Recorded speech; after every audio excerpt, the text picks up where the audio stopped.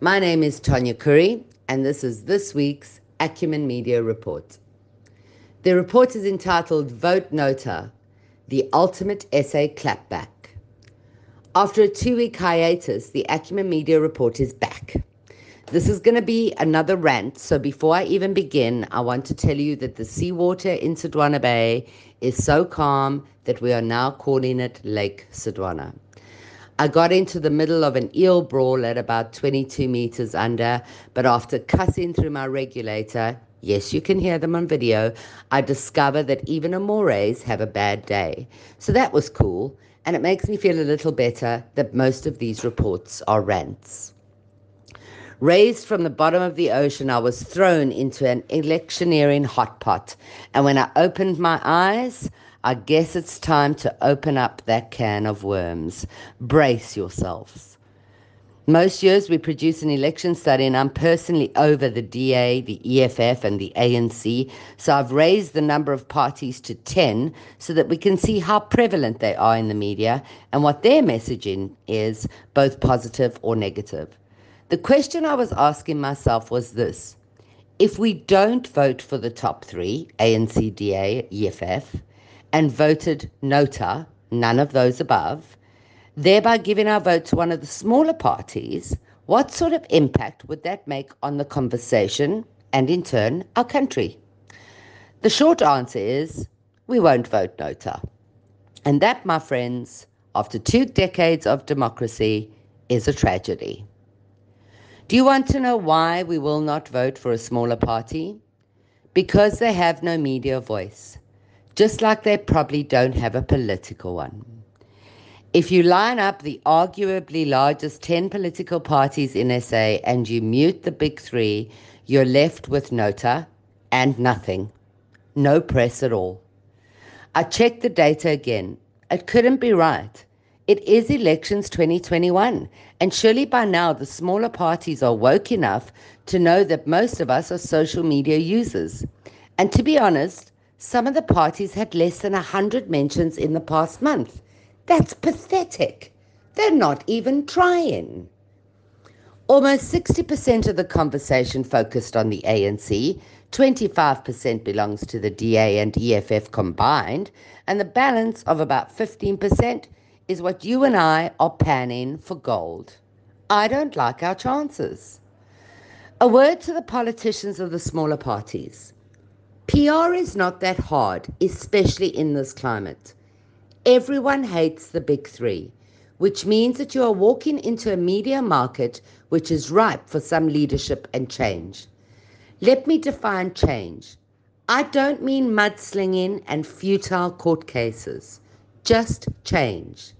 Let me give you a small and an impactful PR 101. Find a cause. It's not hard. Let's start with my neighbours. I learnt, to my horror, that children in rural KZN cannot go to school if they don't have an approved school uniform and school shoes. In this very small town, we have 400 kids whose households can't afford the $500 it costs for a uniform and shoes. Here in rural KZN, we don't even wear shoes on a formal day. Yet in the poorest of regions of our country, children are forced to wear clothing that is not part of their normal day at a cost that is unaffordable. And if they don't cough up, they don't get to attend class.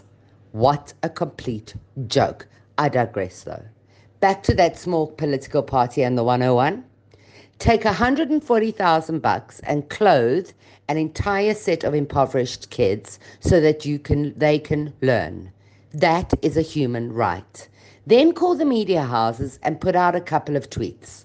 With a 500 Rand budget, you do better than what you're seeing in this statistical study. Do you want to know what the next logical events are after you do this? You've already worked it out, haven't you? And you don't even have a marketing degree. You'll have helped 400 people to get an education, and you'll win the hearts of every family member in this town. That means at least 1,600 votes in an area with 5,000 voting adults. Big dent, huh? Duh. Clap back. But what did we see instead? We saw politicians take to the streets like they were on a tourist visit to the Kasi. Ramaphosa barreled into Soweto groveling for another chance, and he got what he deserved, a Soweto clapback. After no electricity for weeks, even months in certain areas, the illegal connections were spaghetti in the streets, tangled and as twisted as the politicians' brains. Where is your humanity? Oi, Cupcake! You walked into Alex 4 years ago and promised that the renewal project would be fixed. It was only 10 bar, if I remember correctly. That's a tenth of what Mkhize took. Talking about Mkhize, the media have been shoveling digital vibes down our throats as if it were food for a starving nation. The same nation that had read the leaked SIU report 3 months ago. Hello, media. Everyone knows Mkhize and his family ripped the cash out of our ventilators. This is not news. The question is, why is it news? It's a few $100 million. That doesn't even count.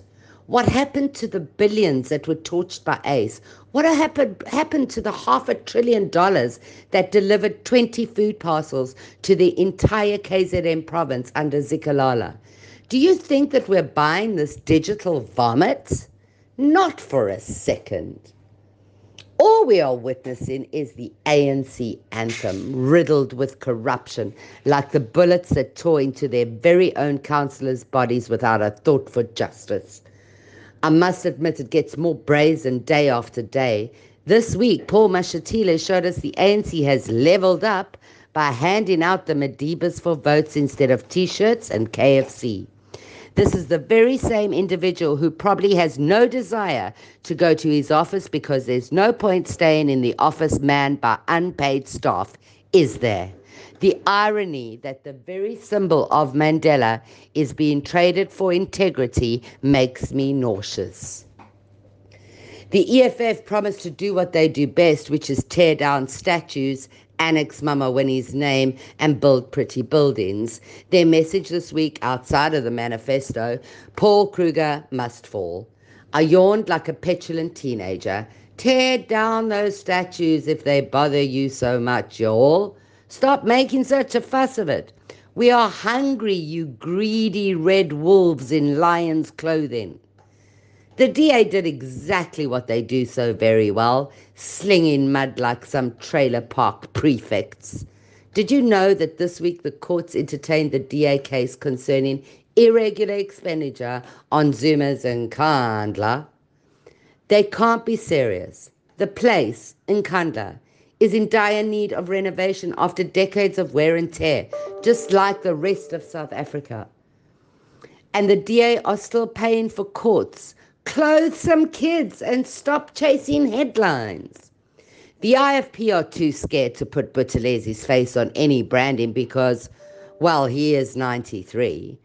The one party that I've left off this report is the RET.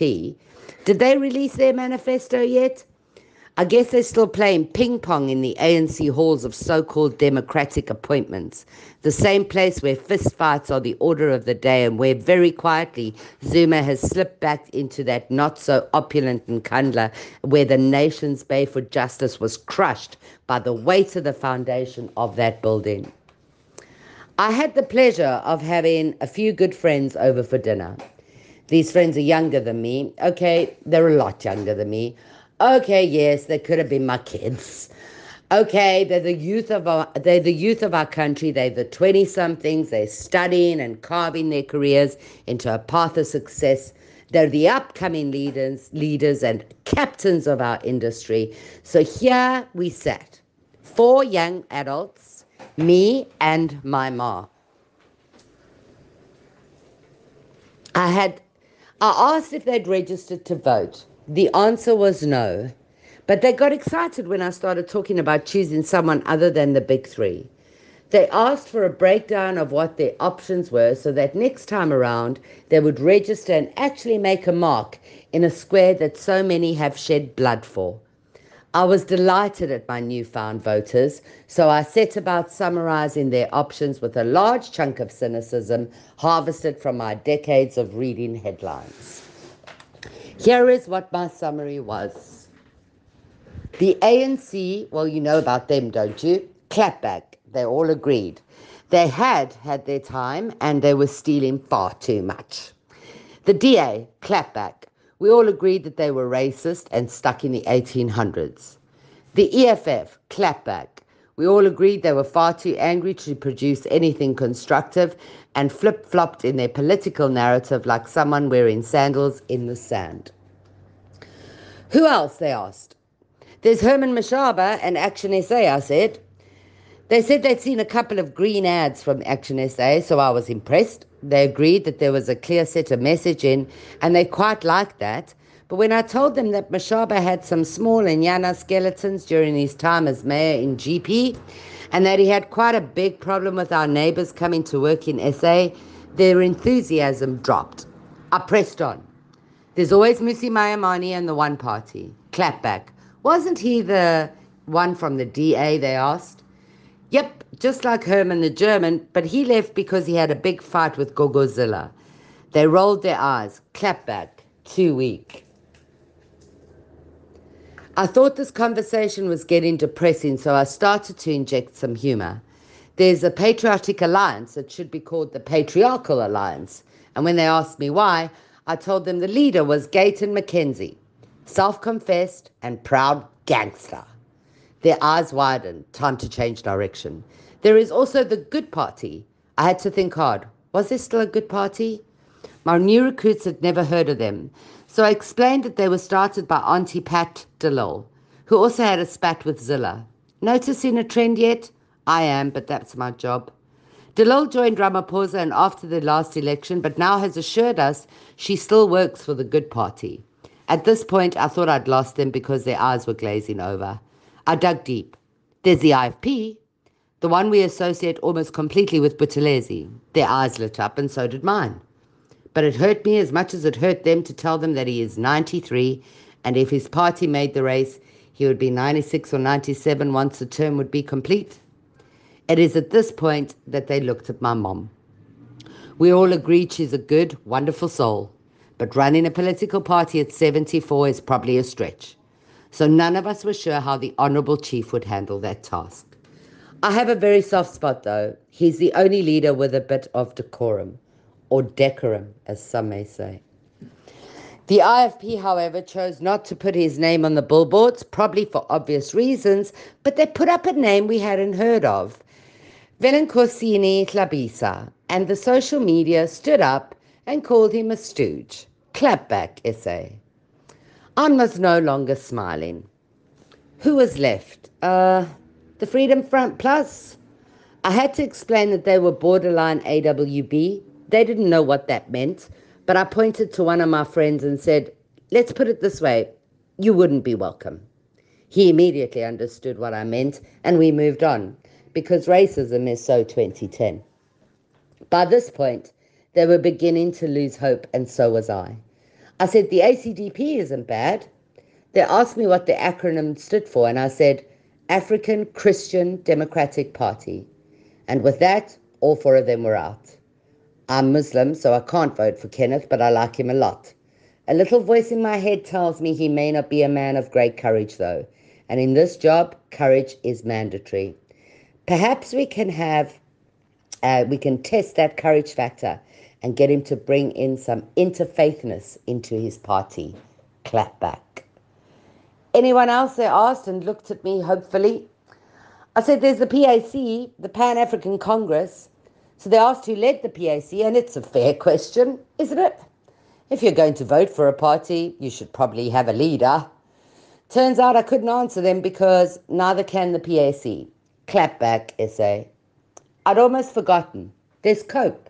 But to be fair, they couldn't cope in the past two elections as they battled a mishmash of leaders with an in-out and shake it all about type of management style. So I'm going to say that's not what it's all about. I had run out of parties, I said sheepishly, and that the only one left that I know of is the Islamic Party. I think it's called Al-Jamaa. They said, well, at least you know who to vote for. I shook my head and said, they're Sharia law-based. They looked at me as if I'd spoken in Arabic. I just shook my head. Being Muslim takes a great deal of explanation, and the last thing I wanted to get into is why I was Sunni. I was determined to keep my voters at the polls, so I closed with this. Just vote, darn it! And not for the big three.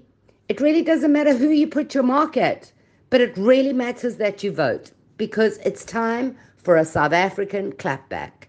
Vote Nota. Pick one and make a cross, even if you do it blindfolded. I think by that point they were reconsidering registering in the next phase of elections. I think I failed the youth. What an SA clapback when voting Nota. Any politicians out there who are really interested in how to improve their media voice, and you're a Nota, then watch the forthcoming video for a far more serious discussion on your media strategy. Peace out, good people. Summer is on its way, and we still have each other. Vote Nota or don't. Just vote. People died for that right.